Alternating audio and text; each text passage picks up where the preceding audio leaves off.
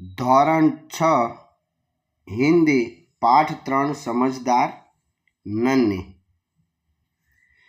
इस कहानी में व्यक्ति को किसी भी परिस्थिति में भलाई करने का अपना स्वभाव नहीं छोड़ना चाहिए। यह बात प्रस्तुत की गई है। हमारे समाज में कुछ लोगों का स्वभाव बुरा हो सकता है, लेकिन हमें अपना अच्छा स्वभाव नहीं छोड़ना चाहिए। જોઈએ तो नन्ही बतख तट पर आई तो उसने देखा कि एक बिच्छू दलदल में फंसा है। बिच्छू ने नन्ही से प्रार्थना की।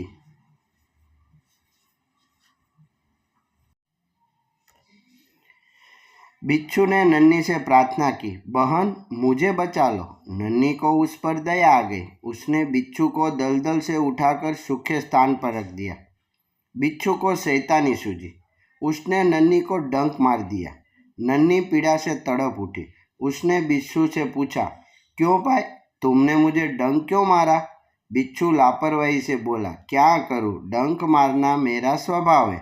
नन्ही बोली, तुम यह गंदी आदत छोड़ दो, नहीं तो कोई मुसीबत में तुम्हारी रक्षा नहीं करेगा। बिच्छू उसकी बात अनसुनी कर आगे बढ़ गया। नन्ही अपनी माँ के पास नदी में चली गई।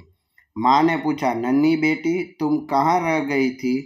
नन्ही बोली, माँ, एक बिच्छू दलदल में फंस गया था, उसे बचाने में देर हो गई। माँ खुश होकर बोली, बेटी, यह तुमने बहुत अच्छा काम किया है।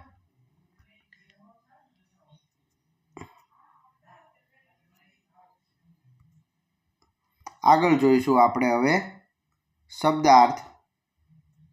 આગળ પાઠ છે એ તમે પૂરો કરશો। આપણે હવે શબ્દાર્થ સમજીએ।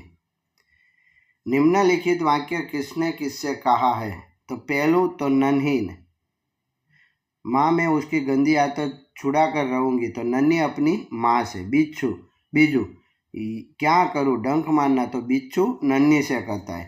त्रीजू वाक्य तो नन्ही बिच्छू को। चौथू नन्ही बिच्छू को। पांचमू बिच्छू नन्ही को। स्वाध्याय। प्रश्न, नन्ही कौन थी? तो नन्ही एक बतख थी। बीजू, बिच्छू कहाँ फंस गया था? तो बिच्छू दलदल में फंस गया था। त्रीजू, बिच्छू को क्यों पछतावा हुआ? तो बिच्छू नन्ही जो जीवतदान देने वाली थी उसको डंक मारने चला था। चौथू, नन्ही ने क्या निश्चय किया? तो नन्ही ने यह निश्चय किया कि यह मुसीबत में पड़े तो हम हमेशा बचाती रहेगी।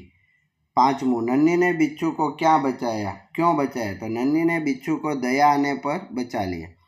पांचमू, बिच्छू के स्वभाव के बारे में माँ ने नन्ही से क्या कहा? तो माँ ने कहा था कि बिच्छू की आदत डंक मारने को है, इसलिए वह बार बार डंक मारता रहेगा। सातमू, नन्ही ने अपने स्वभाव के बारे में क्या कहा? तो नन्ही ने कहा, भलाई करना मेरा स्वभाव है। बीजो प्रश्न, घटनाओं को उनके सही क्रम में लिखिए। तो पहलू बीजो क्रम आवशे, पछी 5, पछी 3, पछी 1 અને पछी 4। त्रीजू, इकाई में से 5 संज्ञा शब्द ढूंढिए और उनका वाक्य में प्रयोग। तो अहींया बिच्छू आपेल छे, तो एवी रीते दलदल आवशे, पछी बतक आवशे, तालाब आवशे,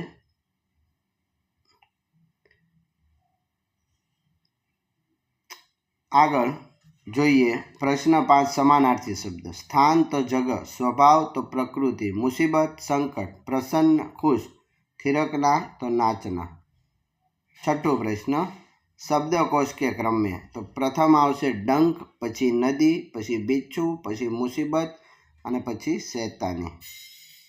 सातमो प्रश्न, नीचे दिए गए चित्रों को देखकर 2-2 वाक्य लिखिए और कहानी बनाइए।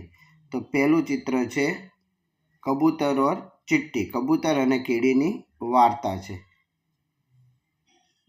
एमां कबूतर उपरथी जोवे छे, कीड़ी तणाय छे। बीजा वाक्यमां कबूतर पान नाखे छे अने कीड़ीने बचावी ले छे। अने त्रीजा चित्रमां एक शिकारी कबूतरने मारवा आवे छे, तो एने चिट्टी एटले कीड़ी एना पगमां चटको भरे छे अने कबूतर उड़ी जाय छे। प्रश्न 8, नीचे दिए गए चित्र को देखकर बताइए कि इसके बाद क्या क्या हुआ होगा। तो एक्सिडेंटનું ચિત્ર છે, ત્યારબાદ શું થયું હશે એ કલ્પના કરીને લખવાનું છે। તો અહીં લખેલું છે कि इस चित्र में 2 कार और एक मोटरसाइकिल में हुई टक्कर दिखाई गई। पास ही सड़क पर एम्बुलेंस खड़ी है। दुर्घटना में घायल लोगों को एम्बुलेंस द्वारा अस्पताल पहुंचाया होगा। कार में लगी आग को बुझाने के लिए फायर ब्रिगेड आया होगा। पुलिस भी तुरंत आई होगी और उसने दुर्घटना संबंधी आगे की कार्यवाही की होगी। 9वां प्रश्न, निम्नलिखित वाक्यों में उचित विराम चिन्ह का प्रयोग करके वाक्य फिर से लिखिए। तो अहींया 5 वाक्य है, तो विराम चिन्हનો उपयोग કરી બાજુમાં લખેલા છે। बिच्छू बोला, नन्ही बहन आज तुम जीत गई। बीजू है, क्यों भाई तुमने मुझे डंक क्यों मारा। त्रीजू, बिच्छू भाई टिटक क्यों गए, डंक मारो। चौथू, भलाई करना मेरा स्वभाव है। अने 5मू, बहन मुझे बचा लो। प्रश्न 10, निम्नलिखित परिच्छेद को पढ़कर नीचे दिए गए प्रश्नों के उत्तर लिखिए। पहलू, असुरों के बारे में इंद्र ने क्या कहा।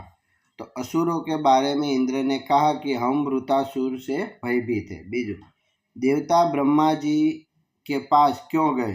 तो देवता वृतासुर के विनाश का उपाय पूछने के लिए ब्रह्मा जी के पास गए। प्रश्न 11, नीचे दिए गए वर्णों से 5-5 शब्द बनाइए। तो भ परथी भारत, भरत, भय, भयभीत जेवा शब्द बने।